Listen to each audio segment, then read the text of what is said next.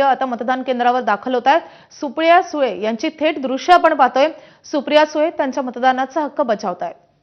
तर बारामती मधल्या remand home इथल्या मतदान केंद्रावर सुप्रिया सुळेंचं मतदान आहे आणि त्यासाठी त्या दाखल झाल्यात। शरद पवार मात्र पहिल्यांदाच बारामतीच्या निवडणुकीसाठी मतदान करू शकणार नाहीये। शरद पवारांवर मुंबईतल्या ब्रीच कँडी रुग्णालयात उपचार सुरू आहेत आणि त्यांनी स्वतः सोशल मीडियावर पोस्ट टाकून बारामतीकरांना एक प्रकारे आवाहन केलेलं होतं की तुम्ही मोठ्या संख्येने घराबाहेर पडा आणि अजित पवारांना श्रद्धांजली म्हणून भरघोस असं मतदान करा। प्रकृती अस्वास्थ्यामुळे मी मतदान करू शकणार नाही असं शरद पवारांनी यापूर्वी स्पष्ट केलेलं आहे। सुनेत्रा पवार यांनी देखील सांगितलेलं आहे की शरद पवारांच्या प्रकृतीची त्यांनी विचारपूस केलेली आहे। सुनेत्रा पवार यांचं मतदान आता पार पडतंय। बारामतीतलं रिमांड होम या मतदान केंद्रावर सुप्रिया सुळेंचं मतदान आहे।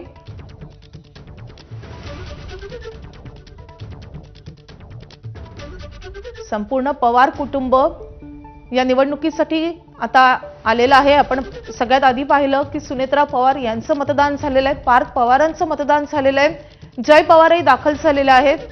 अजित पवारांचे बंधू श्रीनिवास पवार आणि त्यांच्या पत्नी यांनी देखील मतदान केलेलं आहे आणि त्यानंतर सुप्रिया सुळे या देखील मतदान करतायत, मतदानाचा हक्क बजावतायत।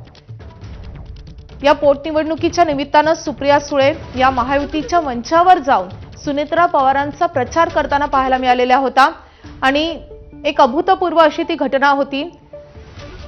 सगळ्या महायुतीच्या मंचावर जाऊन महायुतीच्या नेत्यांसमोर सुप्रिया सुळे त्यांच्या वहिनीसाठी, त्यांच्या दादासाठी प्रचार करताना दिसलेल्या होत्या, भावुक झालेल्या होत्या आणि त्यानंतर सुनेत्रा पवार त्यांच्या मतदानाचा हक्क बजावतायत।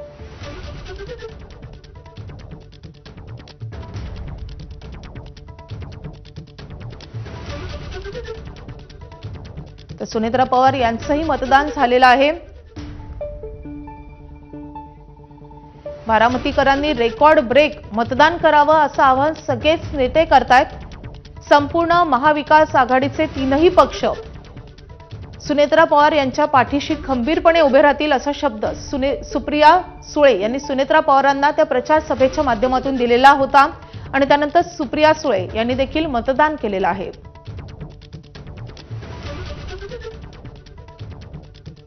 खरं तर शरद पवारांच्या राष्ट्रवादीनं सुरुवातीपासूनच, जेव्हापासून ही पोटनिवडणूक जाहीर झाली आहे तेव्हापासूनच सुनेत्रा पवारांना पाठिंबा दिलेला होता आणि शेवटपर्यंत शरद पवार, सुप्रिया सुळे त्या भूमिकेवर ठाम राहिलेले होते।